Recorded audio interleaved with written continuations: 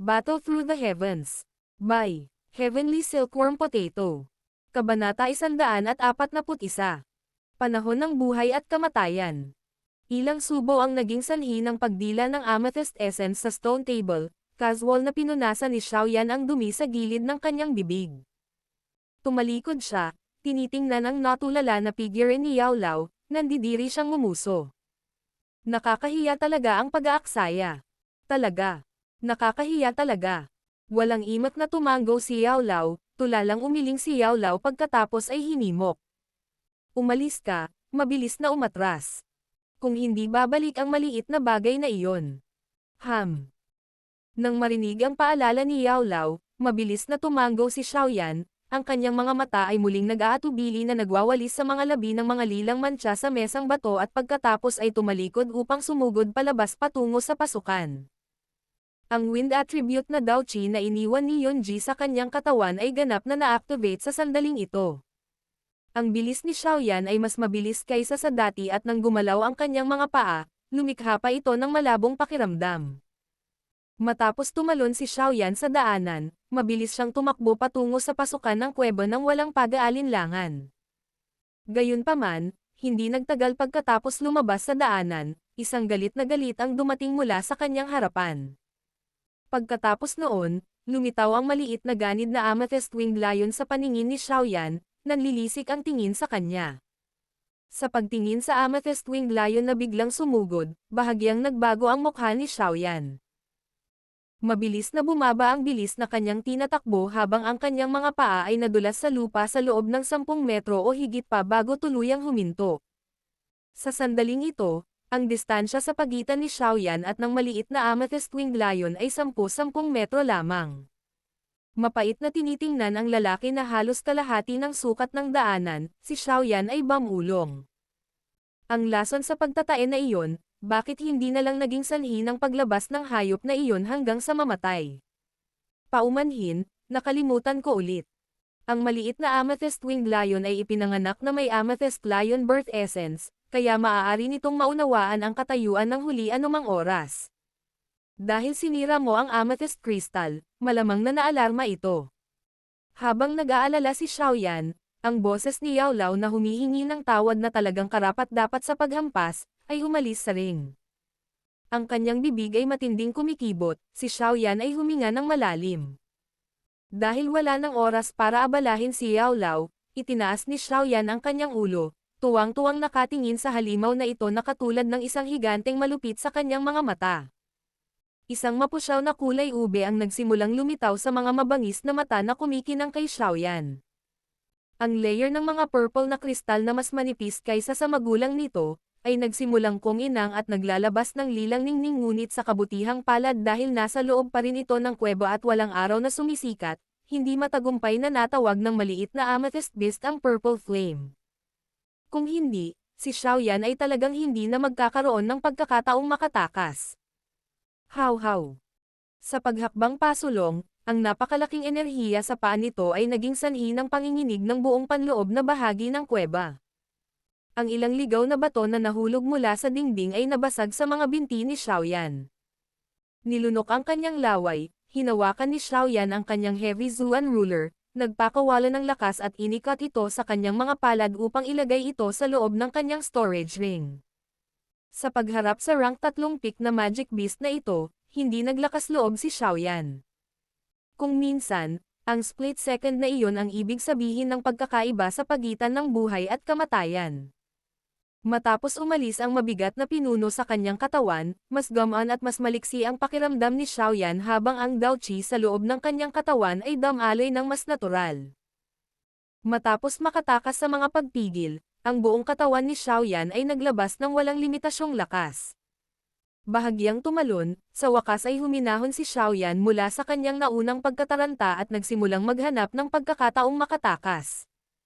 Ang mga matutulis na kuko ay bahagyang nakikiskisan sa lupa, na nagkakamot ng maraming maliliit na bitek sa matigas na lupa.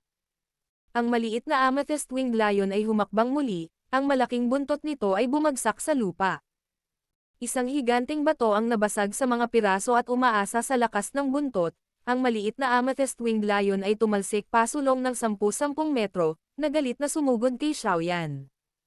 Ang malaking figure ay nag-iwan ng mapang ipong anino sa lupa. Itinaas ang kanyang ulo at tinitingnan ang malabundok na hayop na iyon, bahagyang yumuko ang mga tuhod ni Xiaoyan, itinaas ang kanyang mga palad at patungo sa bubong ng daanan, isang mabangis na puwersa ng pagsipsip ang lumabas. Ang kanyang katawan ay diretsyong lumipad paitaas at parang butiki, dumaikit siya sa batong pader. Sa pagtingin sa maliit na amethyst-winged lion na nakaligtaan, mahigpit na hinawakan ni Xiaoyan ang batong pader habang pinapanatili ang kanyang lakas ng pagsipsip. Nagresulta ito sa kanyang katawan na nakasabit sa batong pader ngunit hindi iyon napigilan habang baliw na umakyat siya patungo sa labasan ng kuweba. Matapos umakyat sa isang maikling distansya, ang maliit na amethyst-winged lion ay inikat ito at tinitigan ang gumagapang na si Xiaoyan. Bamuka ang dambuhalang bibig nito habang ang ulo nito ay patalikod at ilang sandali pa, ang lilang apoy ay bumaril patungo kay Xiaoyan. Gago! Naramdaman ang init mula sa lilang apoy, lumuwag ang mga palad ni Xiaoyan at ang kanyang katawan ay bumagsak sa lupa. Ang kanyang mga daliri sa paa ay tumalsik mula sa batong pader at tulad ng isang palaso na kakaalis lang sa busog, siya ay baliw na lumipad patungo sa labasan ng yungib. Nang makitang tumatakas ang magnanakaw ng amethyst lion birth essence nito, ang maliit na amethyst-winged lion ay nagpakawalan ng galit na dagandong.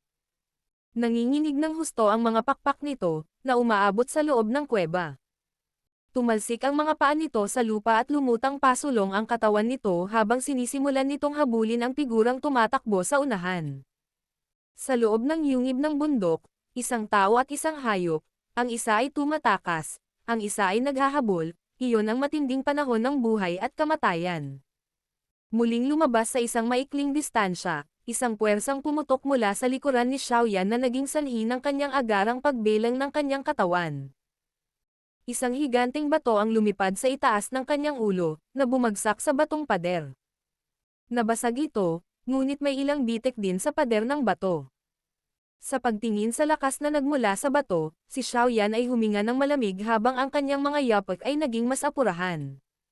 Ngunit gaano man kabilis ang bilis ni Xiaoyan, hindi pa rin niya nagawang makipagkompetensya sa paglipad ng maliit na amethyst-winged lion at pagkatapos ng paghahabol na ito ay nagpatuloy ng ilang minuto. Sa wakas ay naramdaman ni Xiaoyan na lumakas ang hangarin ng pagpatay sa kanyang likuran. Malinaw, ang maliit na leon ay unti-unting pinaikli ang distansya. Dahil napipilitan sa ganoong delikadong sitwasyon, sa palad ni Xiaoyan ay isang tuloy-tuloy na pag-agos ng bote ng jade na inilabas mula sa ring at walang pakialam kung ano sila, desperadong itinapon sila pabalik. Ping-pang-ping. Ang pagkabasag ng mga bote ng jade ay nagdulot ng isang makulay na ulap ng pulbos na lumitaw sa daanan. Gayunpaman, ito ay may kaunting epekto sa paghadlang sa maliit na amethyst-winged lion. Matapos tumakbo muli para sa isa pang kahabaan ng distansya, kakaibang nalaman ni Xiaoyan na ang kanyang katawan ay lalong nag-iinit. Ang mga alon ng init ay ibinubuga mula sa kanyang mga chi path, ang bawat hibla ay walang katapusang sama-sama sa kanyang dugo, buto at laman. Anong nangyayari? Ang biglaang pagbabago sa loob ng katawan ni Xiaoyan ay naging dahilan ng pag-freeze ng puso niya saglit. Gayunpaman, ang kasalukuyang sitwasyon ay hindi nagpapahintulot sa kanya na huminto at magmuni-muni. Ang dalisay na enerhiya na dulot ng init sa loob ng kanyang katawan ay naging sanhi ng bilis ng pagsabog ni Xiaoyan at kasabay nito, pinayagan siyang pansamantalang makatakas sa bibig ng leon. Uye, ito ba ang amethyst essence na kakalunok ko lang? Habang tumatakbo, biglang nagtaka si Xiaoyan. Ang saganang enerhiya. Napabuntong hininga sa pagkamangha, biglang nagbago ang mukha ni Xiaoyan. Lalong lumalabas ang mga alon ng init na nasa loob ng kanyang katawan habang tumatakbo siya. Noong una, umasa si Xiaoyan sa kanyang katawan para sumipsip ng enerhiya ngunit habang umabot sa limitasyon ang kanyang katawan, patuloy pa rin ang pagtaas ng init sa loob ng kanyang katawan. Sa wakas, nagsimulang lumitaw ang isang lilang kulay sa balat ni Xiaoyan. Kalokohan, ilang subo lang iyon, kailangan ba ng maraming enerhiya? Walang lugar na ilagay ito sa ibang lugar. Saway ni Xiaoyan. Nagsisimula ng uminit ang kanyang katawan, na nagdulot ng kaunting takot sa puso ni Xiaoyan. Ang mga damit sa katawan ni Xiaoyan ay nagsimulang maging tunay na tuyo habang ang pula at lila ay kumikislap sa kanyang mukha. Bamuka ang kanyang bibig at paulit-ulit na humihinga ng mainit na hangin, si Xiaoyan ay mukhang nasa impyerno. How? Hinahabol ang likod ni Xiaoyan, habang nakita ng maliit na amethyst-winged lion ang purple na enerhiya na umuusok sa katawan ni Xiaoyan, ang galit at galit sa mga mata nitong hayop ay tumaas ng husto. Ito ay orihinal na pag-aari niya, ngunit ngayon ay ninakaw ng hanggal na taong ito. Sa pag-iisip tungkol dito, ang maliit na amethyst-winged lion ay nagpakawala ng isang mabangis na dagandong. Ang mga paa nito ay mabangis na humakbang sa lupa habang ang lilang essence sa mga pakpak nito ay tumataas sa dami, na naging sanhi ng bilis ng pagsabog ng hayop. Ang malaking ulo nito ay umaakyat sa likuran ni Xiaoyan at tinitingnan ang sitwasyong ito, kung ito ay kumonekta, magiging mahirap para kay Xiaoyan na takasan ang kapalaran ng kanyang katawan na sumasabog. Ang nakakabaliw na puwersa na patungo sa kanyang likuran ay nakita ni Xiaoyan. Ang pulang lilang nakaharap sa kanya ay biglang lumingon at sa magkabilang palad ay lumabas ang purple chi, kupas na dilaw na Dao Chi at berdeng kulay na Dao Chi. Tatlong uri ng enerhiya ang natipon sa braso ni Xiaoyan at lahat ay nabarrage sa maliit na amethyst-winged lion. Bang! Isang malaking dagandong ang umalangaw-ngaw sa daanan ng kuweba, na yumanig sa ilang ligaw na bato. Puchi! Ang napakalaking enerhiya mula sa braso ay naging sanhi ng paglipad ng katawan ni Xiaoyan kaagad. Lumuwa din ang bibig ng sariwang dugo, nabasa ang kanyang damit. Bagamat medyo nakakaawa si Xiaoyan, dahil sa pagsabog mula sa ilan sa kanyang mga lakas, ang mabangis na maliit na amethyst-winged lion ay sumabog sa himpapawid at umikot ng ilang mga round, bago mabigat na lumapag sa batong pader. Nagsimulang kumalat ang mga linya ng bitek sa likod nito. Agad na umatras, si Xiaoyan, sa tulong ng batong haligi, sa wakas ay tumigil.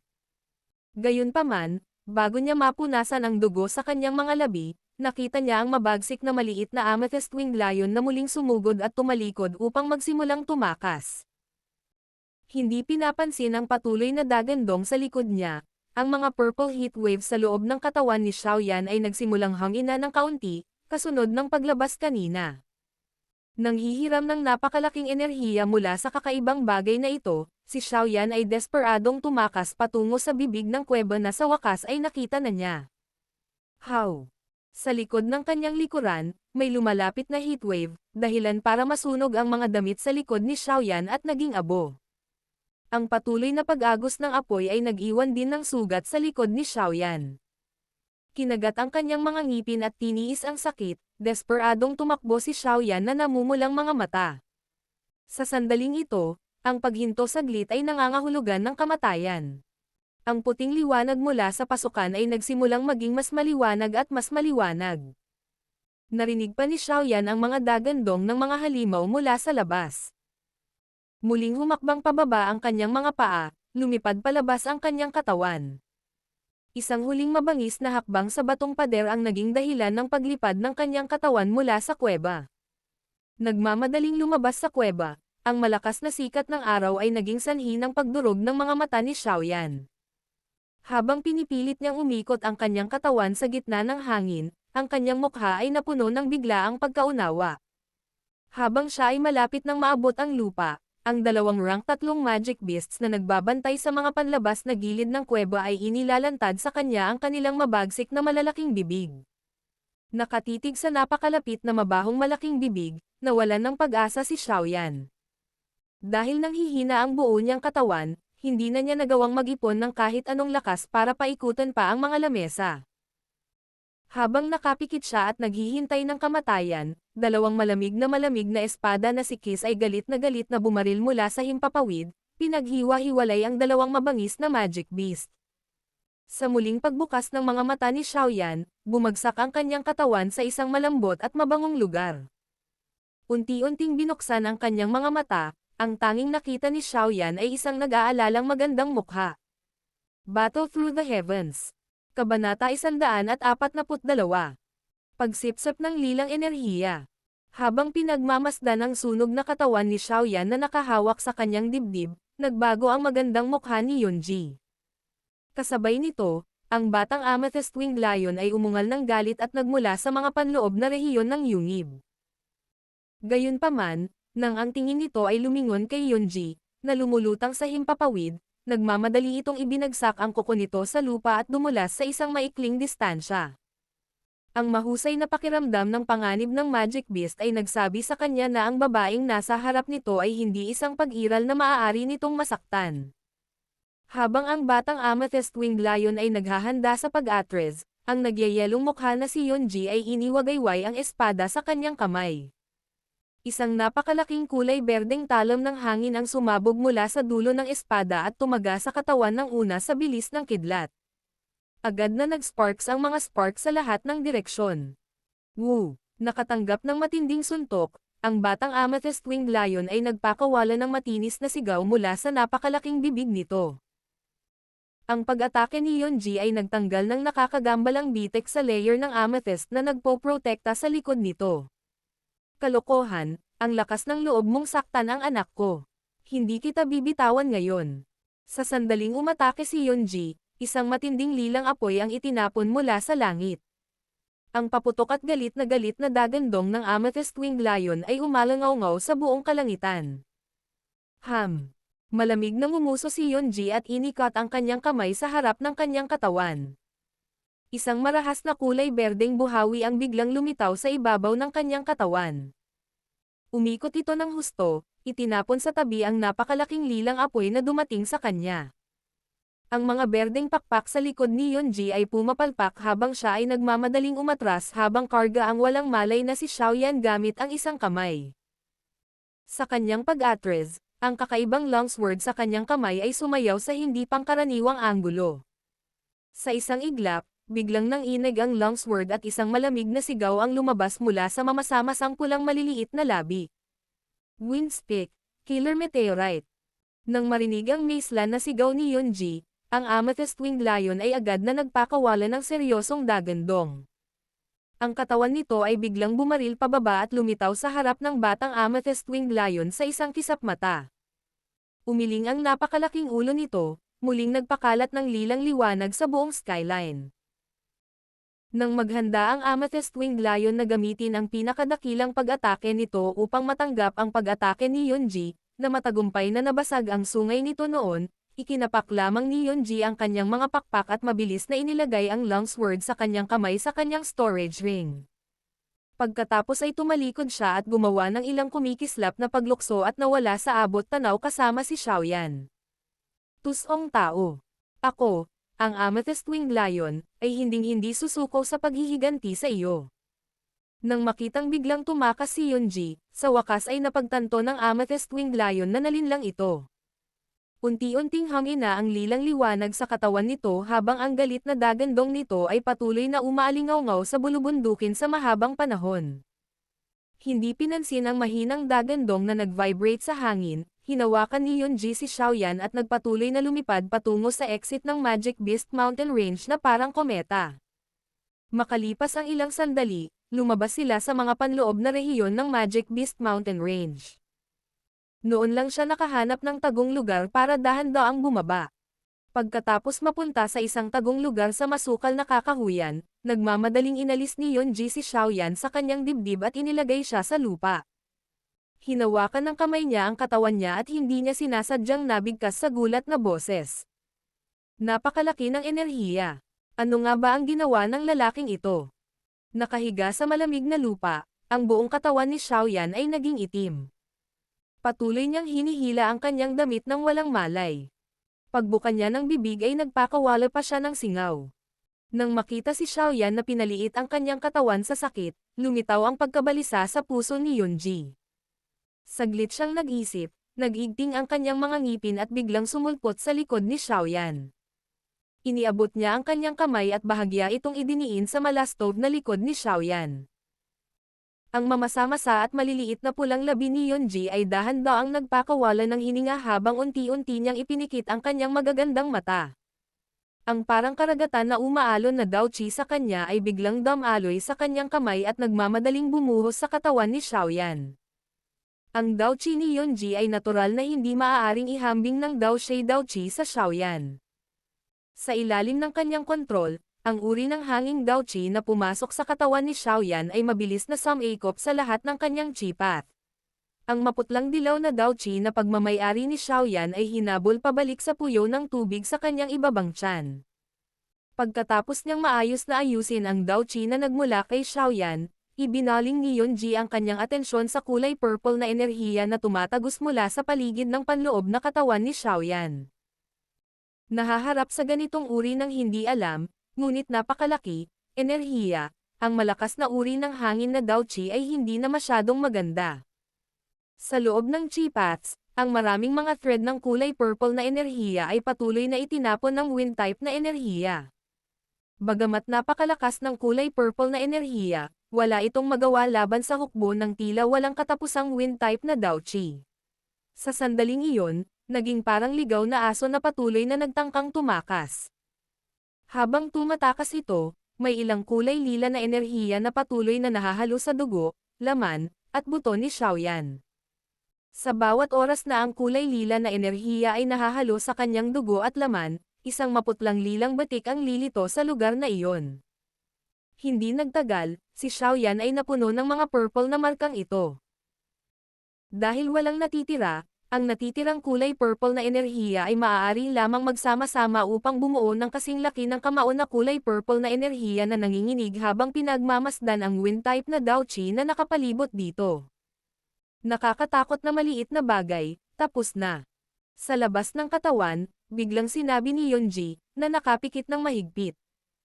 Kasunod ng mga salita ni Yunji, ang uri ng hangin na Daoqi na pumapalibot sa kulay lila na enerhiya ay biglang sumulpot sa huli.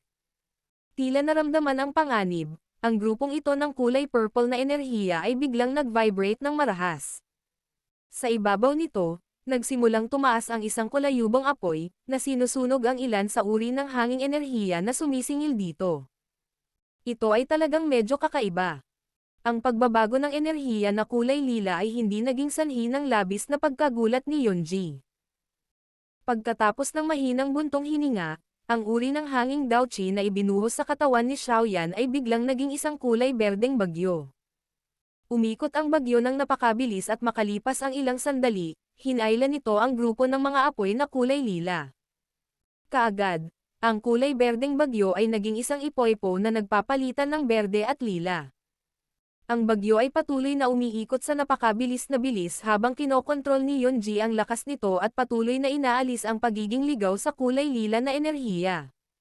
Matapos alisin, ang binhi ng ligaw ay itatapon ng bagyo at dudurugin ng hukbo ng wind type na Daoqi sa labas na halos sumira dito. Habang pabilis ng pabilis ang pag-ikot ng bagyo, nagsimulang kumupas ang kulay ube sa loob ng pinaghalong berde at lila hanggang sa wala itong banta. Biglang tumigil ang pag-ikot ng bagyo at unti-unting nawala. Pagkaraang mawala ang bagyo, lumitaw ang isang maputla at lila na apoy sa katawan ni Xiaoyan. Ang kulay purple na apoy sa pagkakataong ito ay kitang-kitang mas kalmado kaysa dati. Bahagyang nabawasan din ang wild attacking na katangian nito.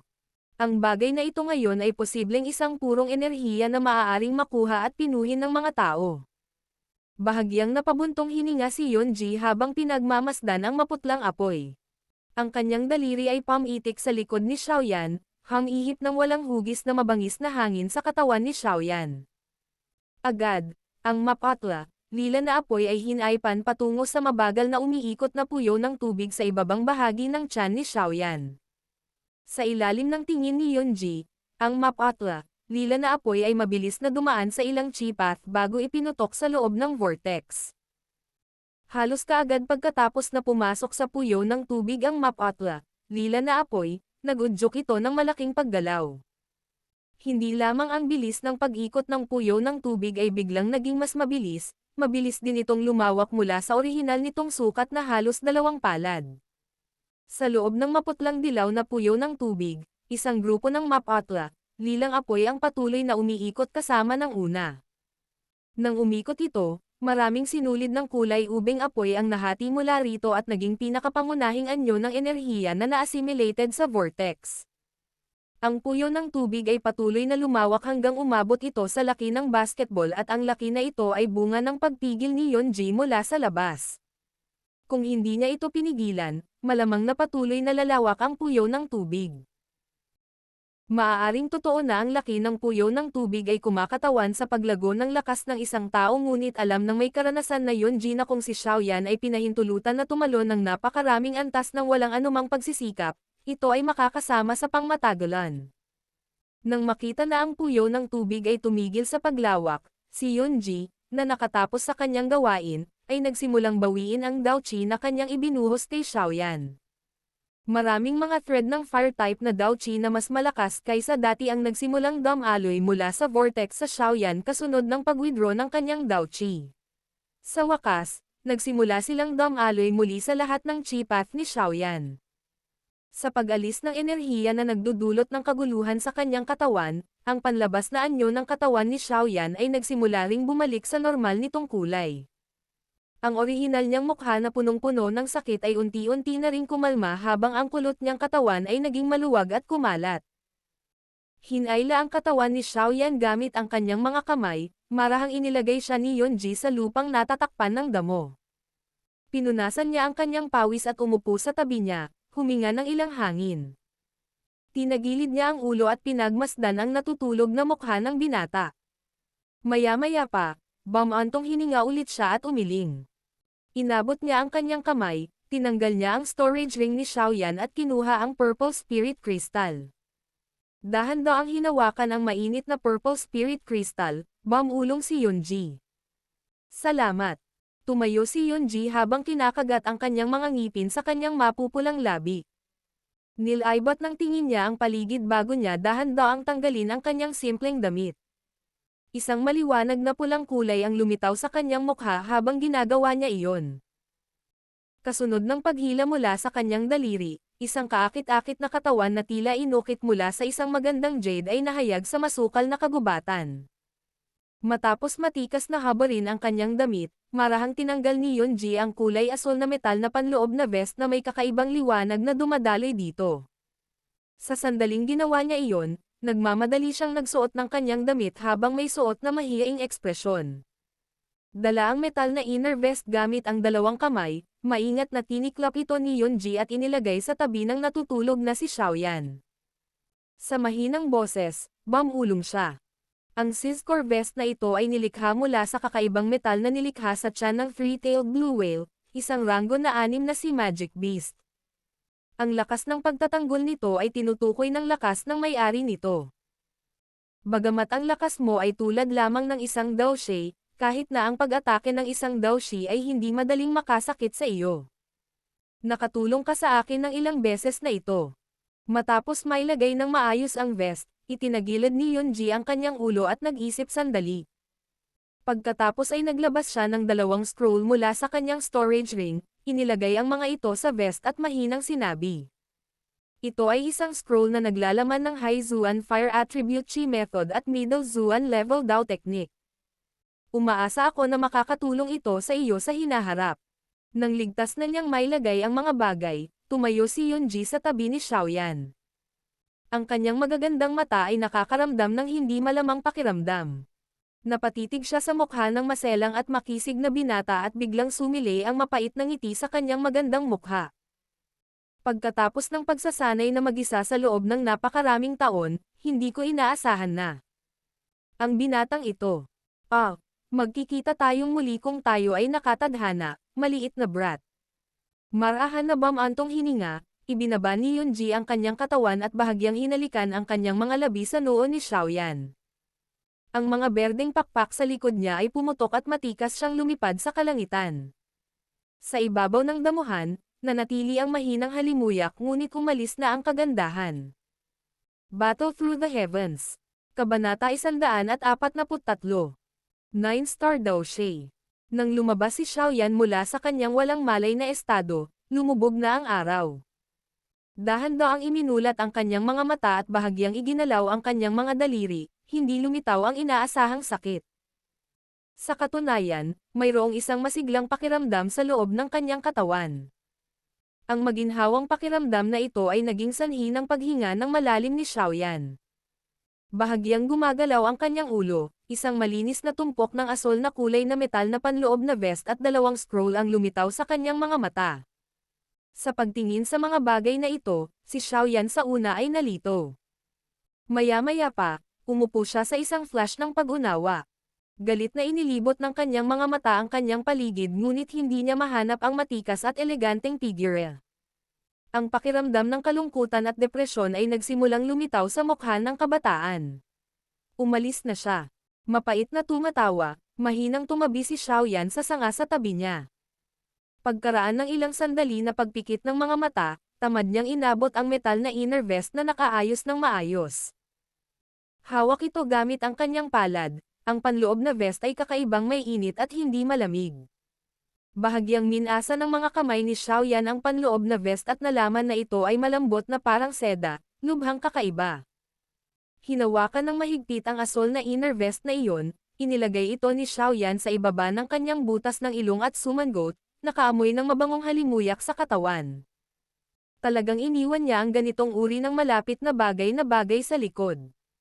Na may kakaibang ekspresyon sa kanyang mukha, bumulong si Xiaoyan. Paghiwalayin ang metal na panloob na vest, ang marka ng kuko na iniwan ng amethyst winged lion ay lumitaw sa kanyang paningin. Hinayla ang metal na inner vest sa kanyang yakap, itinaas ni Xiaoyan ang kanyang ulo at tumingin sa kalat-kalat na tuktok ng puno, ang ngiti sa kanyang bibig ay medyo mapait. Ha! Bumalik siya at patuloy na iginagalang na daw Huang. Kailangan ko ring ipagpatuloy ang pakikibaka para sa aking Daoshi. Pilit na umiling-iling, inilagay ni Xiaoyan ang dalawang scroll sa singsing ng malungkot. Ibinaba ang kanyang ulo at tinitingnan ang likod na daliri sa kanyang singsing, tinanong niya. Guro, saan tayo pupunta ngayon? Bahagyang nang ineg ang singsing, lumutang si Yao Lao, umikot sa paligid ni Xiaoyan at biglang nagsalita. Tingnan mo ang iyong kasalukuyang lakas. Nang marinig ito, natarante si Xiaoyan at sinunod ang kanyang payo, ipinikit niya ang magkabilang mata at mabilis na pinagmasdan ang estado ng kanyang katawan. Ilang sandali pa, binuksan niya ang kanyang mga mata. Kinakabahang nagsalita. 9-star Daoshi. Paano ako tumalon ng 2 bituin lang? Dahil ba sa amethyst essence na iyon? 2 bituin lang. Hindi man lang tulala ang babaeng iyon, kung tutulungan kanyang makalusot sa Daoshi, magkakaroon ng malaking problema. Walang emosyong sabi ni Yao Lao. Ano ang ibig sabihin nito? Naguguluhang tanong ni Xiaoyan. Ang enerhiya sa loob ng amethyst essence ay talagang mayaman. Gayunpaman, ang lakas na iyon ay masyadong malupit. Bagamat ang babaeng iyon ay napino na ito minsan, kung hahayaan mong ang lilang apoy na itaas ang iyong kasalukuyang lakas, ang chi vortex sa loob ng iyong katawan ay lalawak at sesabog lamang. Ang amethyst winged lion ay nakakapagtaas ng isang buong ranggo pagkatapos kainin ito ay dahil sa kanilang pisikal na katawan na talagang malakas, kaya wala silang dahilan para matakot na lumunin ng lilang apoy. Ngunit ikaw, hey, kung aasa ka sa mga lilang apoy upang isulong sa antas ng Daoshi, natatakot ako na ikaw ay agad na masunog sa isang tumpok ng abo ng mga lilang apoy. Natatawang sabi ni Yao Lao. Nagpupunas ng malamig na pawis, sa wakas ay naunawaan ni Xiaoyan na kahit ang magagandang bagay ay hindi basta-basta nauubos. Gaano man ito kaganda, kung hindi makayanan ng katawan ng tao, ito ay magiging lason lamang.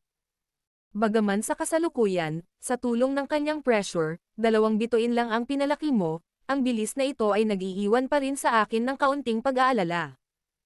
Ha! Itong babaeng ito, siguradong makakagulo. Ang paglukso na uri ng pagsasanay na ito ay maraming pagkukulang. Umiling si Yao Lao, nag-isip, muling nagsalita. Sa loob ng buwang ito, kailangan mong magkampo sa loob ng bundok ng Magic Beast at araw-araw kailangan mong manghuli ng 5 o higit pang rank 1 na Magic Beasts. Sa pamamagitan lamang ng labanan maaaring maging matatag at matatag ang Daochi sa loob ng iyong katawan tulad ng dati. Kung hindi, kapag nakatagpo tayo ng Heavenly Flame sa hinaharap, hindi ka magkakaroon ng anumang kwalifikasyon para sa hinaharap. Kung ito ay dapat na 5, hayaan itong maging 5. Walang pakialam na umiling-iling si Xiaoyan, tumayo, bitbit ang mabigat na ruler habang si Yao Lao ay bumalik sa ring. Muli niyang sinilip ang paligid, sa wakas ay nilisan niya ang masukal na kagubatan na ito. Naglalakad palabas mula sa kagubatan, Isang nagninangas na pulang papalubog na araw sa abot-tanaw ay bumaba na sa kalagitnaan.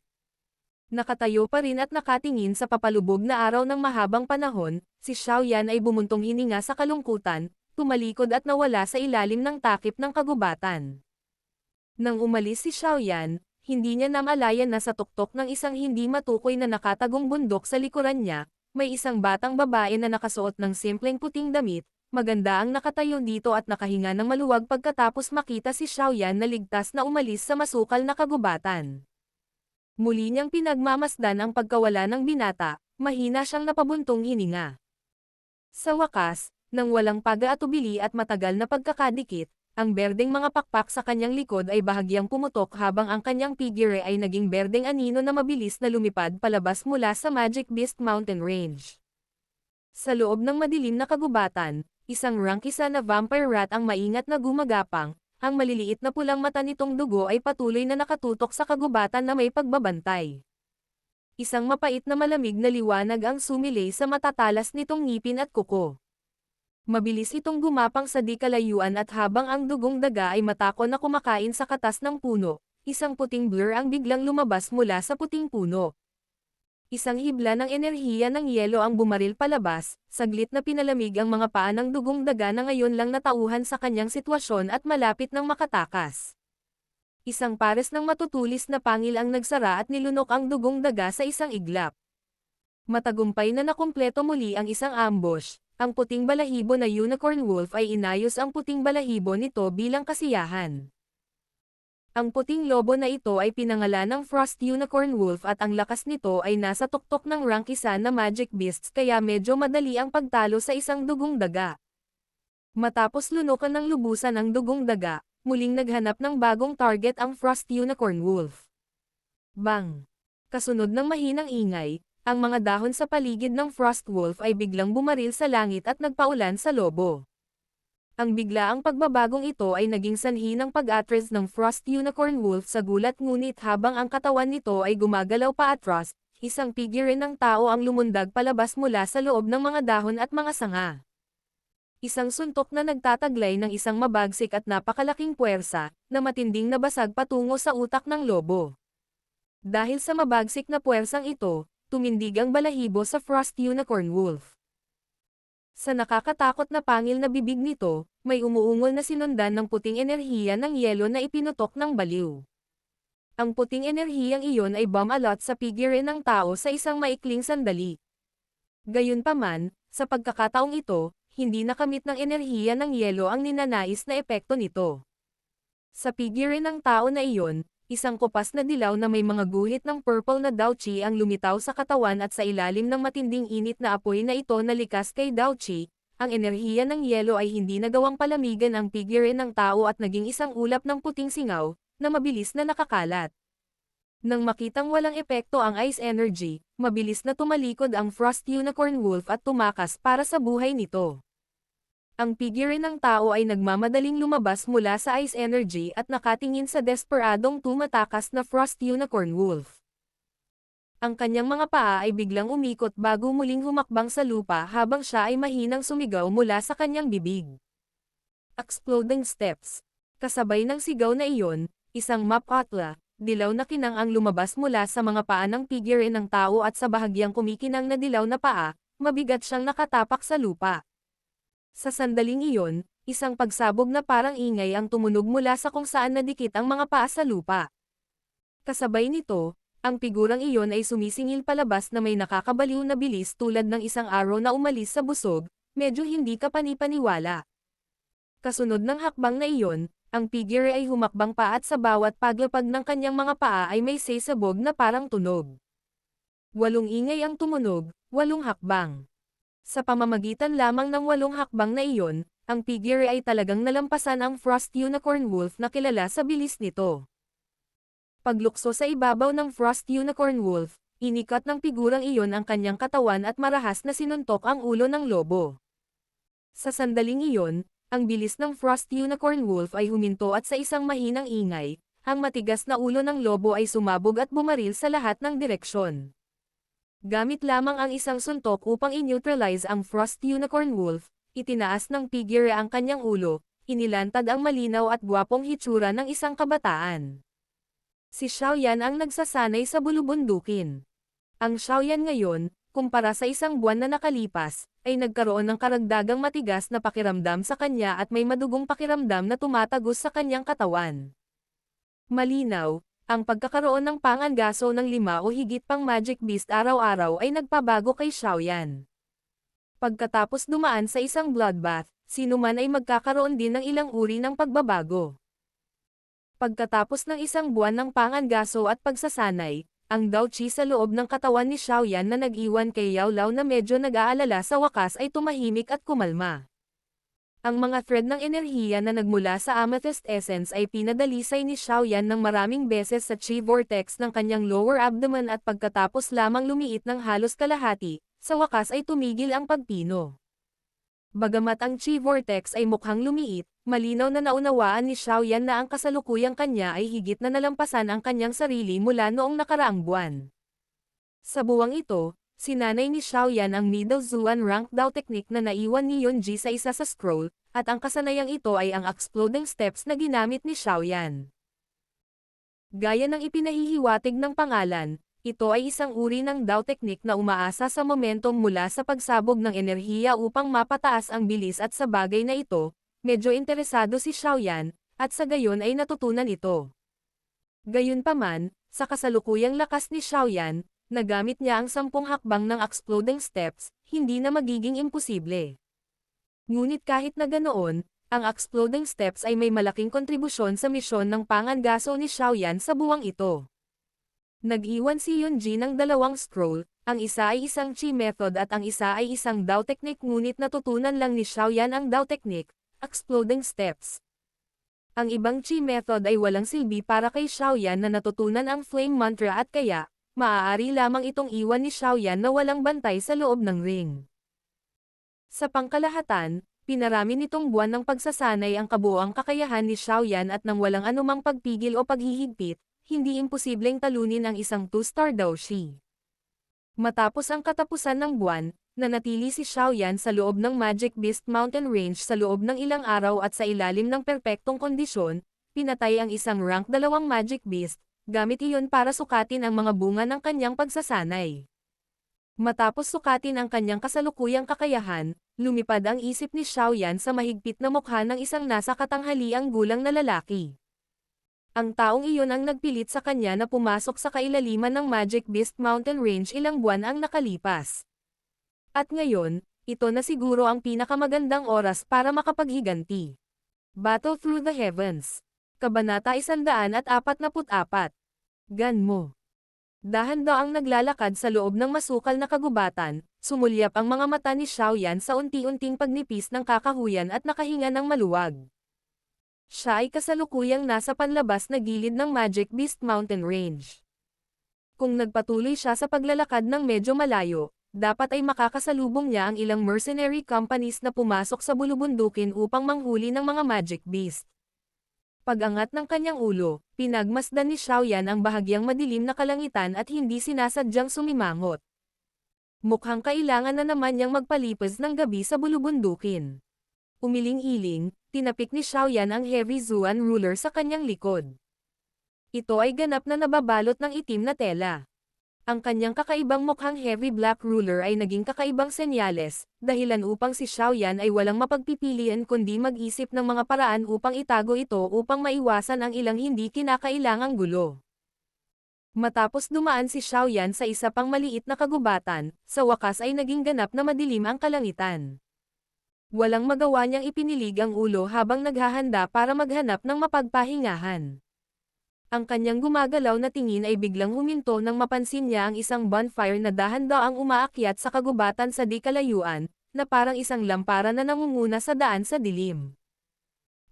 May tao ba talaga?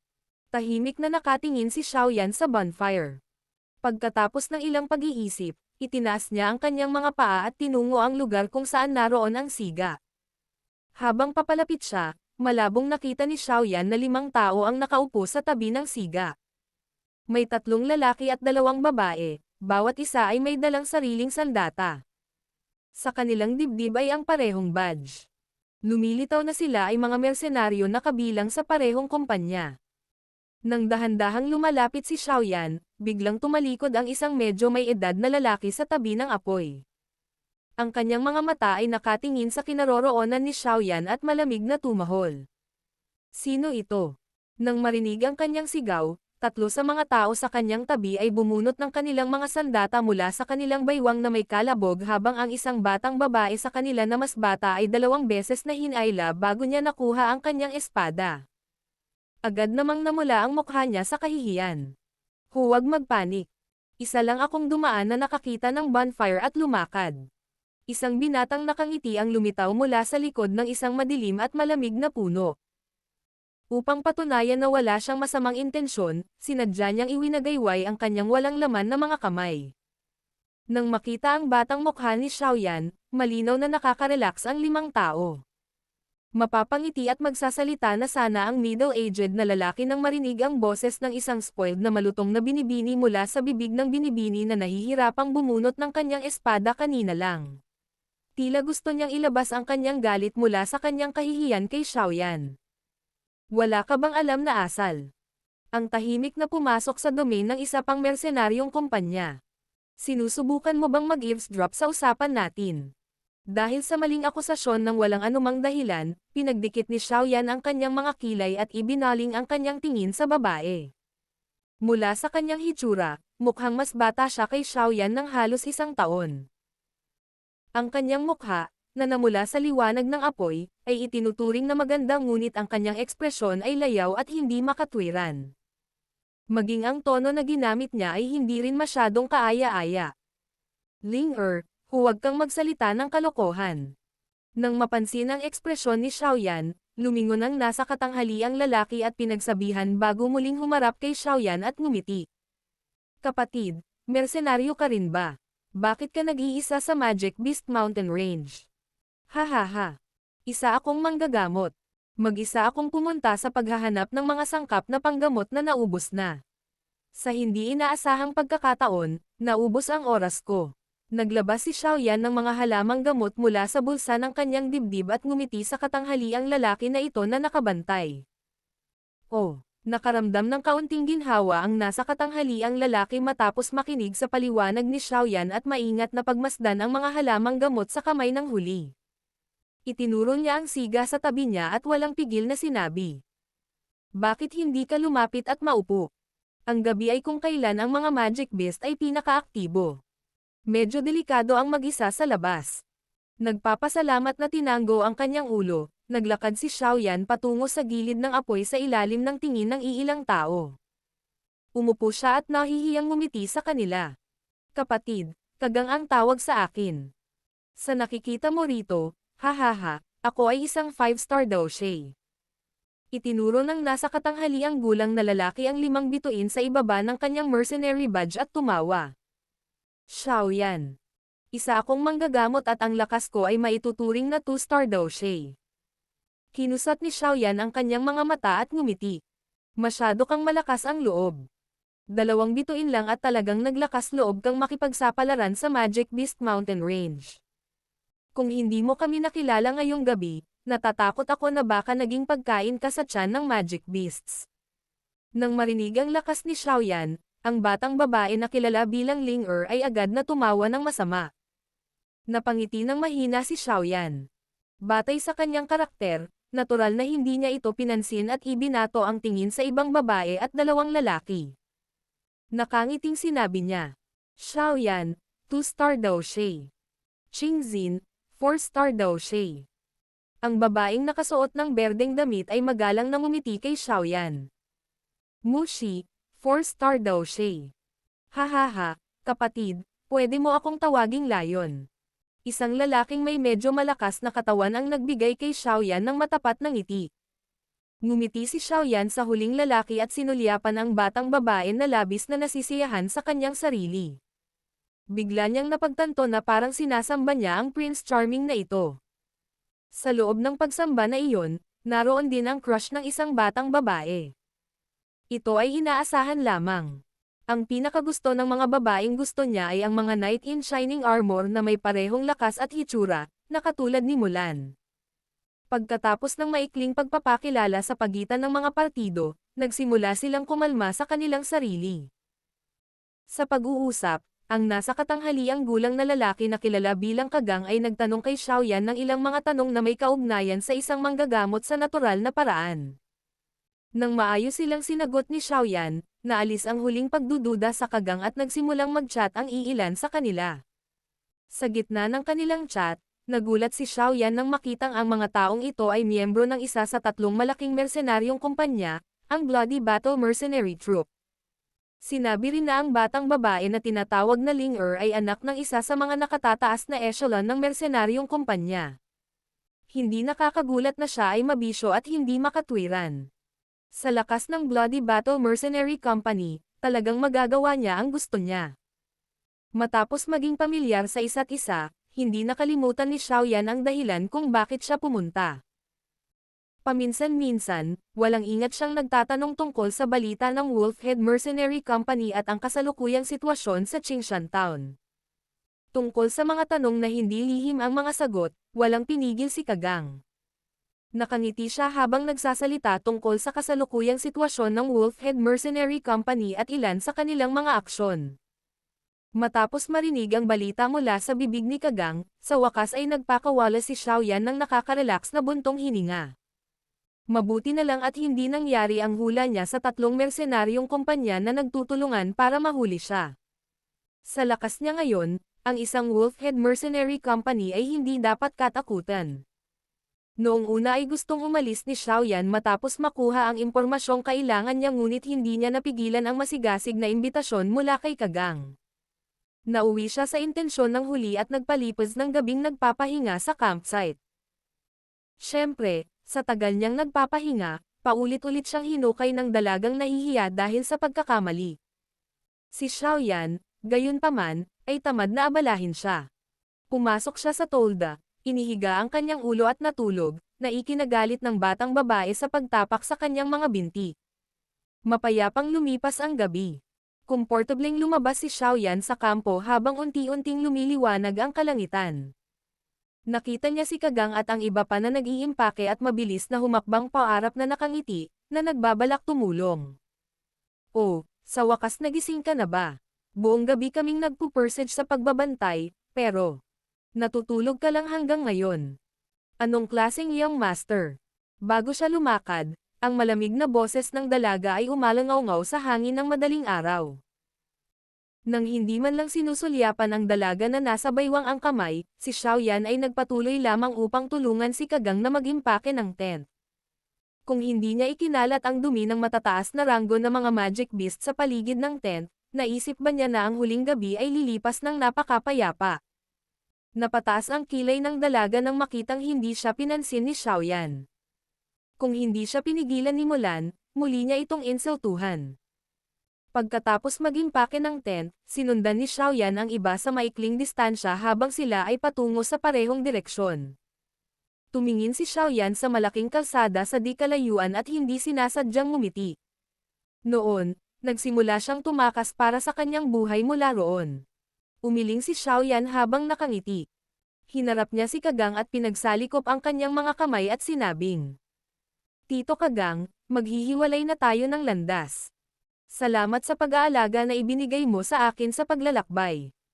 Xiaoyan, hindi ka ba pupunta rin sa Qingshan Town? Pupunta din kami." Nang makitang may balak na umalis si Xiaoyan, isang natigilan na tanong ni Kagang. Ngumiti si Xiaoyan at umiling. Bagamat maaari niyang piliing huwag pansinin ang spoiled brat na tinatawag na Ling ang mapanuksong boses nito ay naging dahilan ng pagkairite niya. Hindi siya masokista kaya napagdesisyonan niya na mas mabuting mag-isa siyang maglakbay. Hihihi, bigla kong naalala na may gagawin pa pala ako. Natatakot ako na huminto ako ng kalahating araw dito. Mauna na kayong lahat. Tara na, tara na. Tito Kagang, ano ba ang saya sa pagdala ng bagahe na yan? 2 stars, ha? Hindi man lang siya may kumpara sa akin. Mabilis na pinigilan ng spoiled brat si Kagang nang ibukan na ng huli ang kanyang bibig at magsasalita. Umiling nang walang magawa, ngumiti lang si Kagang nang paumanhin kay Xiaoyan at tumalikod. Nang gawin niya iyon, tumahimik siya at nakakunot ang noo niyang sinabi. Nakakalungkot. Natapos talaga tayo sa pakikipagkita sa nakakairitang lalaking ito. Nang marinig ang mga salitang ito, si Xiaoyan, na aalis na sana, ay hindi naiwasang lumingon sa pangunahing daan. Isang grupo ng 7 o 8 lalaki na nakasakay sa mga kabayong nag-iisang sungay ang dumating na tumakbo. Sa daan, lahat ng iba ay nagmamadaling umiwas, natatakot na hindi sinasadyang masaktan. Sino siya? Tinitigan ang pinuno, isang matangkad na payat na lalaki na nakasakay sa isang kabayong may sungay, nagtatakang tanong ni Xiaoyan. Ang second company leader ng Wolfhead Mercenary Company, Gan Mo. Mapait na tumawa si Kagang. Lagi tayong kinukulit ng lalaking ito sa maling paraan. Walang magandang nangyayari sa tuwing magkikita tayo. At saka, ang taong ito ay isang 9-star daw siya, hindi natin siya matatalo. Ang second company leader ng Wolfhead Mercenary Company. Nang marinig ito, si Xiaoyan ay pansamantalang na-freeze. Ilang sandali pa ay sumili ang ngiti sa kanyang mukha. Itong lalaki na naman. Tito Kagang, umalis na tayo dali. Nang makita ang lalaking iyon na nakasakay sa kabayo na tumatakbo, ang mukha ng layaw na batang babae ay pumuti habang sinabi niya na may takot na boses. Pinagmamasdan ang kanyang natarantang mukha, marahang umiling si Xiaoyan. Tiyak, ang isang masamang tao ay pahihirapan ng isa pang masamang tao. Sa tagal ng pag-uusap ng iilang tao, nakasakay na ang matangkad na payat. Ibinaba niya ang tingin niya kay Kagang at sa iba pa at ngumisi. Hindi ba ito si Kagang ng Bloody Battle Mercenary Company? Well, may nakuha ka bang kahit ano sa pagpasok sa Magic Beast Mountain Range sa pagkakataong ito? Mahigpit na pinagdikit ni Kagang ang kanyang mga kilay at hindi siya pinansin. Walang pakialam ang payat na lalaki nang makitang nanatiling tahimik si Kagang. Ibinaling niya ang kanyang tingin kay Ling na sinusubukang itago. Malazwa niyang dinilaan ang kanyang dila at ngumiti ng napakatalino habang sinasabi. Lalong nagiging kaakit-akit si Ling. Pinakamahal ko ang mga batang babae na tulad mo. Hahaha, napakasarap ng lasa. Hindi ka dapat mag-isa sa hinaharap, hahaha. Nang marinig ang maalay na pagtawa ng matangkad na payat na lalaki, nang inig ang katawan ni Ling. Nagmamadali siyang nagtago sa likod ni Kagang, hindi naglakas loob na ibuka ang kanyang bibig para magsalita. Hahaha, mayroon akong ilang mga kagyat na bagay ngayon kaya hindi nakita paglalaruan. Hahaha, sa susunod na pagkikita natin, hindi na ako magiging mabait. Matapos asarin ang dalaga, tumawa ng malakas ang matangkad na payat na lalaki at hinampas ang kanyang kabayo gamit ang kanyang latigo at umalis. Nang makitang paalis na ang matangkad na payat na lalaki, nakahinga ng maluwag si Kagang at ang iba pa. Gayunpaman, habang nagmamadaling umalis ang matangkad na payat na lalaki, isang pagsabog ang tumunog sa gilid ng kalsada. Kasabay nito, isang itim na figure ang bumaril patungo sa second company leader na parang kidlat. Ang figure ng tao ay dumating sa itaas ng kabayo sa isang sandali. Inikat niya ang katawan at walang awa niyang sinipa ang kanang binti sa baba ng matangkad na payat na lalaki. Agad na yumoko sa hangin ang katawan ng huli at bumagsak ng malakas sa lupa. Gurg! Isang subo ng sariwang dugo ang tumalsik. Bago pa magkaroon ng oras ang matangkad at payat na lalaki na mag-react, may paa na pamatong sa kanyang dibdib at ang mahinang pagtawa ng isang binata ay unti-unting tumunog. Dito ka lang. May iligtas ako nito sa hirap na hanapin ka mamaya. Nangyari ang lahat sa isang iglap at si Kagang at ang iba pang mga mukha ay hindi sinasadyang napuno ng pagkabigla nang makita nila si Gan Mo na biglang sumulpot sa ilalim ng paa ng isang tao. Ito ay lalo na nang sinundan ng kanilang tingin ang paa na tumuntong sa katawan ni Gan Mo at umakyat pataas. Nagyelo ang kanilang mga natulala na tingin. Battle Through the Heavens. Kabanata 145.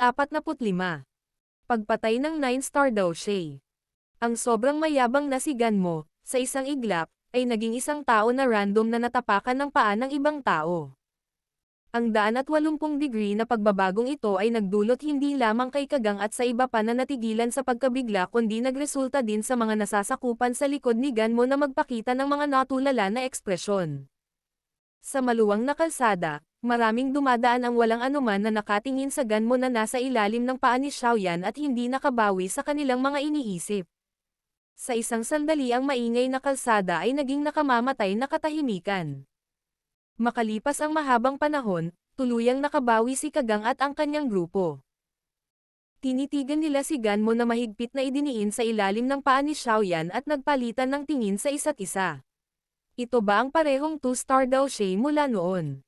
Mula sa bilis ng pagsabog at lakas na ipinakita niya, ang nakakatakot na lakas ng binata na ito ay hindi hihigit sa Ganmo na 9-star daw siya. Mukhang nagkamali tayong lahat. Umiling si Kagang, mapait na ngumiti habang bumantong hininga. Mukhang nagtatago ng lakas ang binata. Nagtago sa likod ng katawan ni Kagang, nagulat din si Ling-er sa biglaang pagbabagong ito. Nakatitig ang kanyang mga mata sa binata na madaling humawak kay Ganmo, na kahit ang kanyang ama ay hindi kayang talunin, sa ilalim ng kanyang paa. Hindi niya inaasahan na magkakaroon ng ganoong kalaking lakas ang binata na paulit-ulit niyang kinukutya sa buong araw. Naaalala ang kanyang saloobin sa kanya, isang mapanuksong ngiti ang lumitaw sa magandang mukha ni Ling-er sa unang pagkakataon. Hindi katakatak ang nagkunwaring bingi siya sa mga sinabi nito kahit paano pa siya nilibak nito. Marahil sa puso niya, para siyang clown na gumaganap ng sarili niyang palabas. Bumuntong hininga sa kanyang puso, pinagmasdan ng dalaga si Ganmo na ang dibdib ay tinatapakan ng binata. Sa ilalim ng sikat ng araw sa umaga, ang figure ng binata ay lumitaw na napakataas at ang mainit na ngiti sa kanyang mukha ay nagmumungkahi na hindi siya pumapatol sa isang tao sa halip ay nakikipag-usap sa kanyang matalik na kaibigan.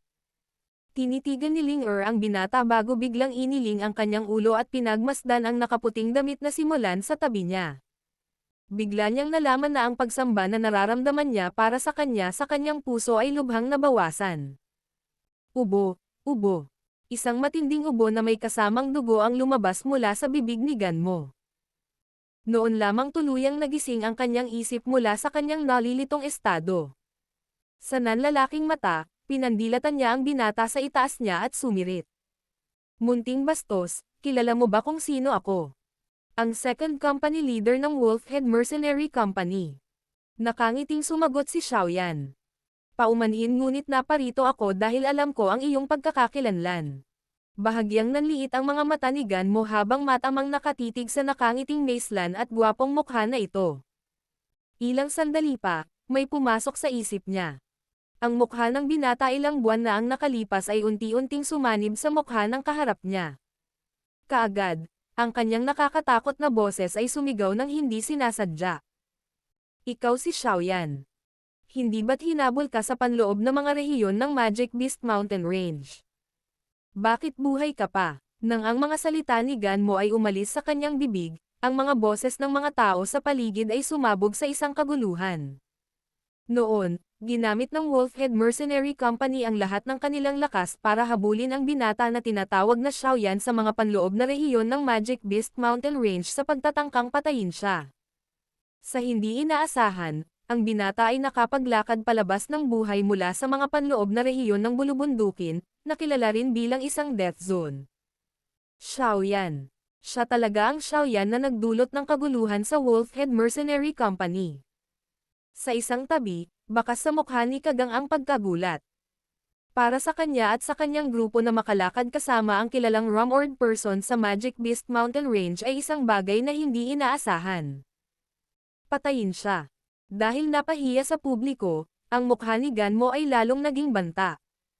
Sa kanyang paputok na utos, ang kanyang mga nasasakupan ay nagmamadaling naglabas ng kanilang mga sandata habang nakasuot ng mabangis na ekspresyon at sinugod si Xiaoyan sa pagtatangkang patayin siya. Kasabay nito, mabilis na bumangon ang isang maputlang berdeng daochi mula sa katawan ni Ganmo.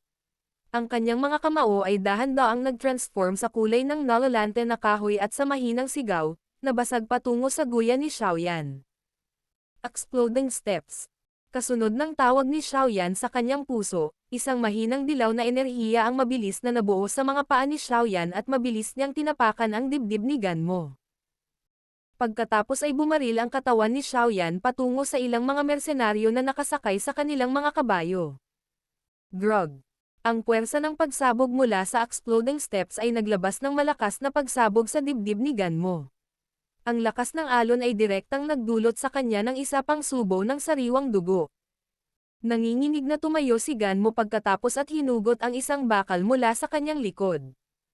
Nagngangalit ang kanyang mga ngipin sa galit, sinumpa niya si Xiaoyan. Si Xiaoyan, na bumaril na parang hangin, ay nalampasan ang mga depensa ng ilang gwardya sa isang iglap. Hinawakan ang hilt ng Heavy Zuan ruler gamit ang kanyang kanang kamay, bigla itong iginuhit ni Xiaoyan, binitiwan ito mula sa pagkakakulong ng itim na tela. Ang katawan ng malaking pinuno ay nabasag ng paalang palabas, na agad na naging sanhi ng ilang mga mersenaryo na sabay-sabay na natamba sa lupa at umubo ng dugo. Sa tinatayang oras na kinuha para sa 2 hanggang 3 palitan, madaling natalo ni Xiaoyan ang ilang mga mersenaryo na may lakas ng 5-star doshe. Pagkatapos ay dahan-dahan siyang tumalikod at pinanood si Ganmo na nag-charge sa kanya gamit ang isang metal rod sa kanyang mga kamay at isang maputlang berdeng kulay na daochi na tumatakip sa kanyang katawan. Dala ang Heavy Zuan ruler gamit ang kanyang kanang kamay, huminto sandali si Xiaoyan bago muling tumapak ang kanyang mga paa sa lupa. Sa isang paputok na tunog, bumaril ang katawan ni Xiaoyan at nasa harap ni Ganmo sa isang kisap mata.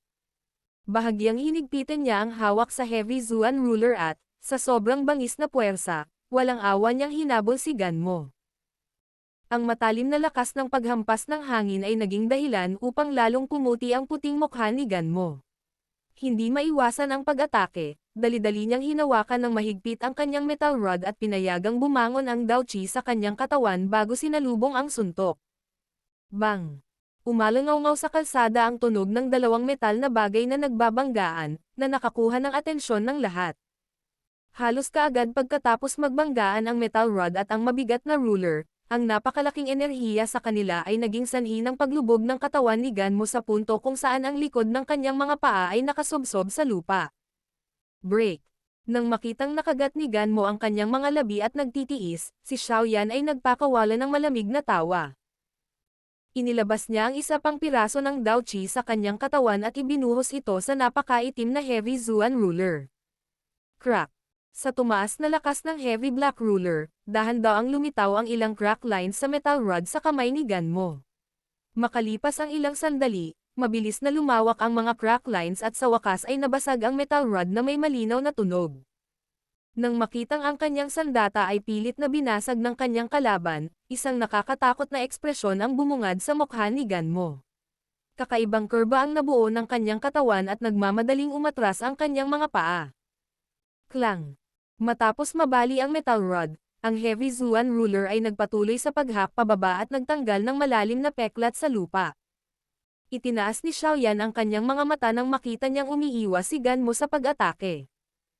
Ang kanyang mga paa ay muling marahas na humakbang sa lupa.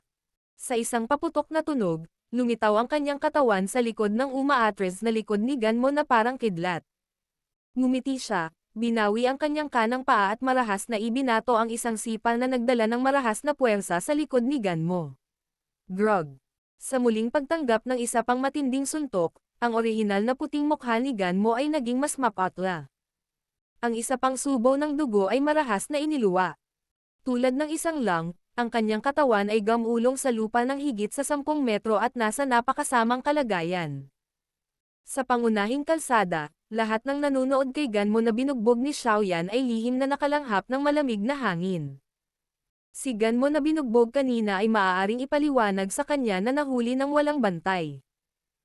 Gayunpaman, ang chain ng direktang paghaharap na ito ay nagpaalam sa lahat na ang lakas ng binatang ito na mukhang medyo bata pa ay mas mataas kaysa kay Ganmo. Maaari niya talagang talunin ang isang 9-star doshe sa murang edad. Sa hinaharap, gaano siya kalakas? Nakakatakot na talento. Ang Wolfhead Mercenary Company ay talagang malas na makipag-usap sa gayong tao. Nang makita ang mapagpasyang usapin ng laban ni Xiaoyan, lahat ay hindi napigil ang mapabuntong hininga na may inggit sa kanilang mga puso. Pagkatapos gamulong sa lupa na parang lang sa mahigit 10 pag-ikot, sa wakas ay umakyat muli si Ganmo sa kanyang mga paa. Pinagmasdan niya ang mapanuksong mga tingin sa paligid niya at ang mga mata niya ay namula ng hindi sinasadya. Pag-angat ng ulo, tinitigan niya ang binatang pasan-pasan ang mabigat na pinuno na may puot at banta na mukha na naging dahilan ng panginginig ng iba. Munting bastos. Kung mapunta ka sa aking mga kamay, ipaparanas ko sa iyo ang isang kapalaran na pinakamasama kaysa sa kamatayan. Malamig na sabi ng paos na boses ni Ganmo. Sa tingin ko hindi ka magkakaroon ng pagkakataong umalis sa lugar na ito ng buhay. Napangiti si Xiaoyan. Ang kanyang mga mata ay napuno din ng parehong madilim at nagyayelong hangarin na pagpatay. Kung nagawa niyang patayin ang isang 9-star Daoshe, ito ay isang malaking dagok sa Wolfhead Mercenary Company. Ano man ang mangyari, tiyak na hindi siya papayag na bumalik ng buhay ang taong ito. Malamig nang inisya ni Ganmo ngunit ang kanyang puso ay medyo hindi mapalagay.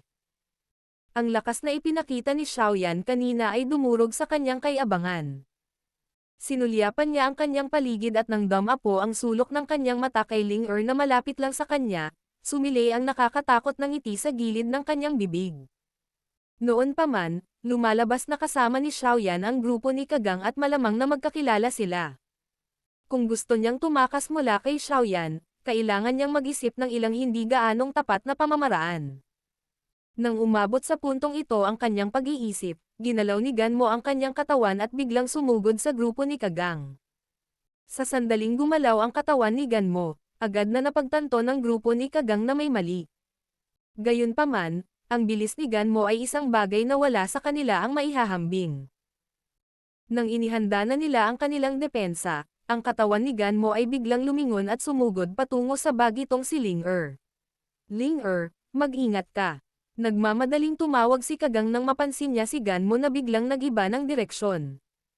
Nang marinig lamang ni Ling-er ang kanyang tawag ay inalis ni Ling-er ang kanyang matamlay na tingin kay Xiaoyan.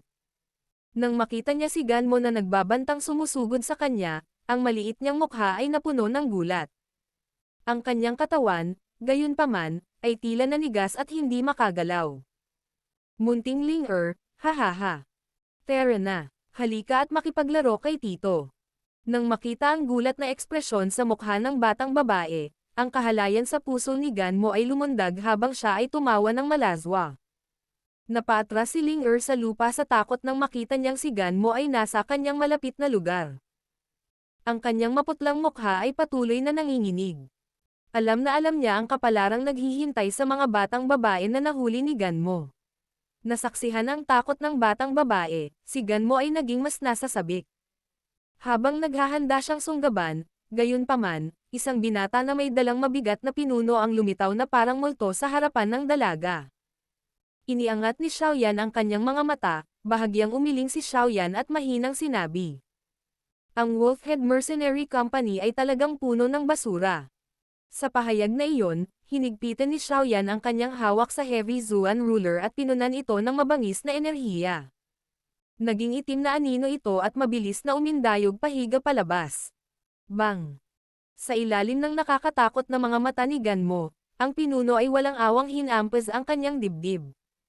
Agad na damilat ang kanyang mga mata at bumagsak ang kanyang dibdib sa loob. Ilang subo ng dugo at durog na laman loob ang naisuka mula sa kanyang bibig habang ang kanyang katawan ay napaatras at unti-unting huminto matapos mabali ang 2 hanggang 3 puno. Isang lamig ang lumitaw sa lahat ng puso ng mga saksi habang pinagmamasdan nila si Ganmo na unti-unting nawawalan ng buhay habang nakahiga sa ilalim ng isang puno. Matapos masulyapan ang bangkay ng walang pakialam, inikat ni Xiaoyan ang kanyang kamay at inilagay ang ruler sa likod niya. Nagpaalam siya kay Kagang nang hindi lumingon para tingnan ang takot na batang babae sa lupa at dahan-daang nagsimulang maglakad patungo sa bayan ng Qingshan.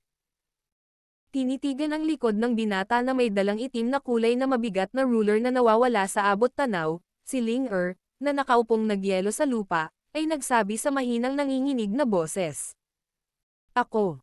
Humihingi ako ng paumanhin.